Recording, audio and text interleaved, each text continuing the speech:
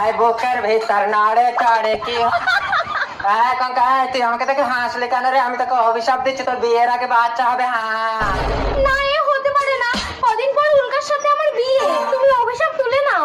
মরে যায়, হিজড়ার অভিশাপ কখনো তোলা যায় না রে। তুই যদি সবসময় পুরুষ সেজে থাকতে পারিস তাহলে কোনো পুরুষের নজর তোর দিকে পড়বে না। হ্যাঁ আমি অভিশাপ?